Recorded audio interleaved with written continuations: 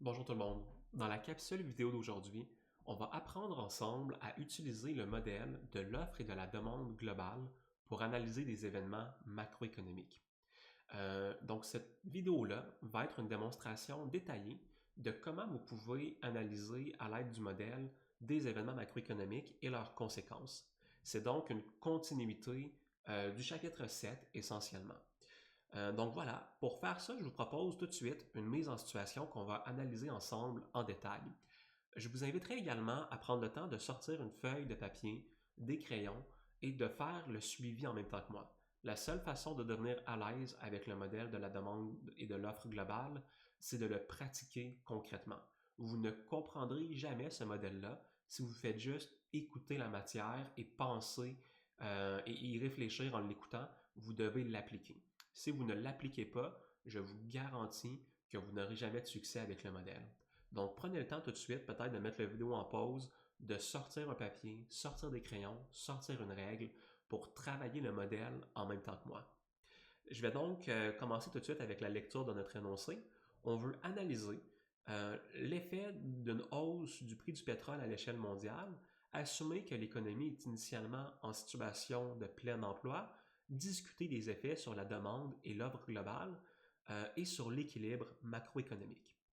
Donc, la première chose que je vais faire ici, c'est de commencer par tracer un espace graphique en situation de plein emploi. Donc, je vais me faire un graphique. On va prendre un grand graphique. Donc, laissez-vous là, de la place sur votre feuille. Ayez pas peur là, de tracer quelque chose de grand. Quand vous faites des exercices en classe, je me rends compte que souvent, vous faites des graphiques un peu là, en patte de mouche. Là. Prenez de la place. Prenez de la place pour tracer vos courbes. Donc, les dimensions de mon graphique, quelles sont-elles? Sur l'axe des X, j'étudie le PIB. Sur l'axe des Y, j'étudie le niveau des prix, donc l'IPC ou encore l'IIP. Génial. Dans mon modèle, j'ai trois courbes. J'ai une courbe de demande globale, donc traçons-la en premier.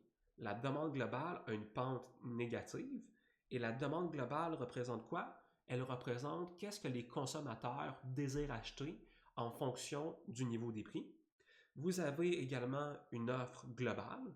L'offre globale représente à court terme qu'est-ce que les entreprises sont prêtes à produire pour un certain niveau des prix. Et quand vous regardez un modèle de l'offre et de la demande, l'équilibre économique est toujours déterminé au croisement de la demande et de l'offre globale. Donc, dans notre cas ici, mon marché que j'ai dessiné implique un PIB d'équilibre ici et implique un niveau des prix à l'équilibre, donc un IPC. Excellent. J'ai un PIB, j'ai un IPC, et on nous dit ici également qu'on est initialement en situation de plein emploi. Qu'est-ce que le plein emploi implique? Le plein emploi implique que le PIB qu'on observe aujourd'hui, donc le PIB là, qui est identifié dans mon graphique ici, correspond au potentiel économique de mon pays. Donc, je vais tracer une troisième courbe dans mon modèle, la courbe que j'appelle dans mon cours l'offre à long terme, qu'on appelle le PIB potentiel dans votre manuel.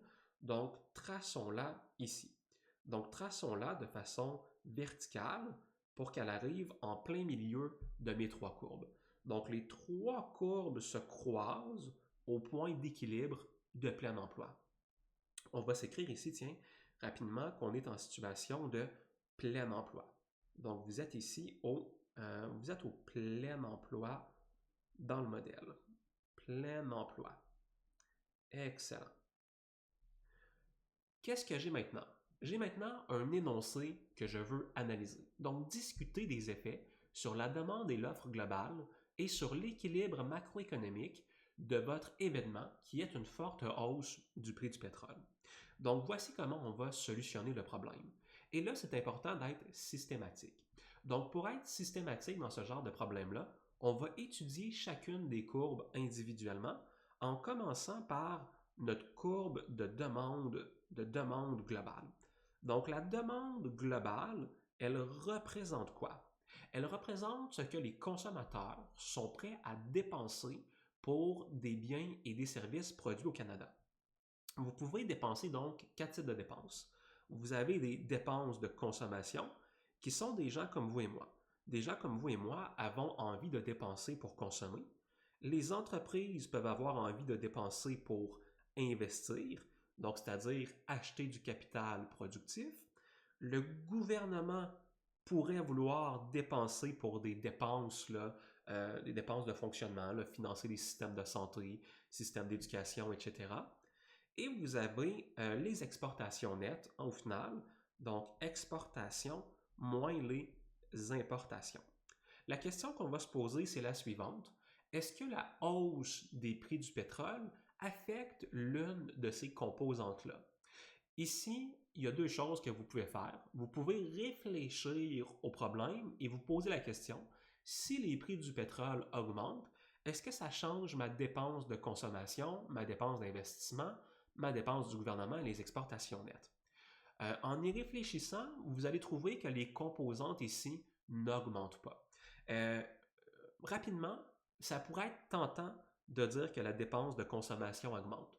Ça pourrait être tentant parce que si le prix du pétrole augmente, ça coûte plus cher et donc quand vous en achetez, vous dépensez davantage. Ce serait ici un mauvais raisonnement. Pourquoi?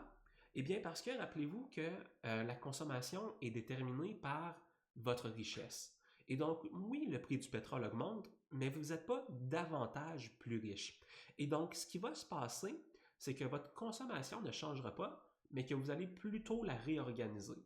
Donc, vous avez un budget qui est déjà contraint, et si vous dépensez plus de consommation pour le pétrole, ben, ça implique que vous allez consommer moins pour, par exemple, des pommes ou des patates, mais de façon donc globale, votre consommation n'aura pas changé. Donc, vous pouvez réfléchir comme ça au problème. Est-ce que le prix du pétrole affecte la consommation des consommateurs? Non. Est-ce que ça affecte les investissements des entreprises? Non plus. Est-ce que ça affecte les dépenses du gouvernement? Absolument pas. Est-ce que ça affecte la balance commerciale? Non plus. Donc, vous avez ici un facteur, un événement qui n'affecte pas les différentes composantes de la demande globale. Si jamais vous êtes moins à l'aise avec ces réflexions-là, vous pouvez au moins pour commencer vous fier à votre manuel, à la page 167 du manuel de Véronique Gosselin. Vous avez, Véronique Gosselin et Marie-Ève Drouin, vous avez une figure qui vous présente les principales composantes qui vont affecter la demande globale. Et donc, quand vous regardez ça, vous êtes capable de voir ici que le choc pétrolier n'est pas un déterminant de la demande globale. Donc, notre demande globale ne change pas. Retournons à notre figure. Donc, la demande globale ne change pas, mais on n'a pas terminé notre problème. C'est-à-dire qu'il reste deux courbes à analyser. On va commencer par l'offre globale à court terme maintenant. Donc, ça veut dire quoi l'offre globale? L'offre globale, c'est l'argent que les entreprises, en fait c'est la richesse que les entreprises sont prêtes à produire en fonction du niveau des prix. Et il y a deux choses qui vont affecter la capacité des entreprises à produire de la richesse. La première chose évidente, ça va être les coûts de production. La courbe d'offre, comme pour le modèle microéconomique, ça demeure une courbe de coûts. Si les coûts de production changent, l'offre va également changer. Et finalement, vous avez la productivité. La productivité, c'est mon deuxième facteur. Est-ce que les entreprises, grâce à des progrès technologiques, sont capables de produire plus de richesses avec les mêmes ressources? Donc ici, la hausse du prix du pétrole, est-ce que ça affecte une de ces deux composantes-là? La réponse, c'est oui. Ça va certainement affecter les coûts de production des entreprises. Les entreprises utilisent souvent le pétrole dans leur processus de production, que ce soit pour de l'énergie ou même en tant qu'intrant pour des produits, par exemple, fabriqués à base de plastique. Le pétrole est donc un intrant, un facteur de production qui est un coût. Donc ici, si le prix du pétrole augmente, eh bien les coûts de la production vont également augmenter. La productivité, est-ce qu'elle va changer? Non, c'est pas parce que le pétrole coûte plus cher que tout d'un coup, les entreprises sont capables de générer plus de richesses. Ça ne change pas la productivité de l'entreprise. Génial. Donc, qu'est-ce qui se passe ici avec la courbe d'offre globale? Parce que là, il va se passer de quoi? Les coûts de production ont augmenté. Ça l'affecte le comportement des entreprises. Si produire coûte plus cher, est-ce que les entreprises vont vouloir produire plus ou vont vouloir produire moins? Ils vont vouloir produire moins les entreprises. Si ça coûte plus cher à produire, c'est plus difficile et donc je produis moins. Mon offre globale devrait diminuer. Je vais tout de suite maintenant aller dans mon graphique pour tracer ce changement-là. Comment est-ce que je représente une diminution de l'offre globale? Eh bien, je prends mon offre globale. Une diminution, c'est un déplacement vers la gauche. Donc, je vais déplacer vers la gauche mon offre globale de cette façon-là. C'est ma nouvelle offre globale. Excellent. Dans un modèle microéconomique, on aurait terminé notre travail. Mais en ce moment, on n'a pas terminé. Pourquoi est-ce qu'on n'a pas terminé? Parce qu'il nous reste une courbe à analyser. La dernière courbe qui nous reste à analyser, c'est le PIB potentiel. Donc, le PIB potentiel, c'est quoi? Le PIB potentiel, d'abord, dans mon graphique, c'est la courbe complètement verticale. Et cette courbe verticale-là de PIB potentiel, ou ce que j'appelle, moi, dans mon cours, souvent, l'offre à long terme, eh bien, c'est une façon de représenter essentiellement la courbe des possibilités de production. Une entreprise qui utiliserait, ou plutôt une économie qui utiliserait tous ces facteurs de production, serait capable de produire un PIB au niveau du PIB potentiel. Donc, qu'est-ce qui détermine le potentiel d'une économie? Eh bien, ce sont ces facteurs de production. Il y en a 3 des facteurs de production, on s'en rappelle. Il y a le capital, il y a le travail et il y a les ressources naturelles. Donc, quand le prix du pétrole augmente, est-ce que ça change la quantité ou la qualité des usines, de la machinerie, du capital? Non, ça ne change pas la quantité ou la qualité de ce facteur-là. Est-ce que ça change la quantité ou la qualité de la main-d'œuvre? Est-ce qu'il y a plus d'employés? Est-ce qu'il y a des employés plus productifs? Non, absolument pas. Donc, pas de changement non plus dans la main-d'œuvre. Et finalement, est-ce qu'il y a un changement dans la quantité ou la qualité des ressources naturelles? OK, là, on va prendre le temps d'y réfléchir comme il faut. J'ai ici un choc pétrolier. Le pétrole, c'est une ressource naturelle. Est-ce que quand le prix du pétrole augmente, ça fait en sorte que le pétrole est moins efficace? Non, ça ne change pas la capacité de combustion du pétrole. Donc le pétrole ici n'est pas moins efficace. Est-ce que ça veut dire que j'ai moins de pétrole? C'est pas parce que le prix du pétrole a augmenté que tout d'un coup le pétrole a disparu des souterrains au Canada. Là. OK, donc j'ai pas de changement non plus dans la quantité. Donc j'ai aucun changement dans la quantité ou la qualité des ressources naturelles au Canada.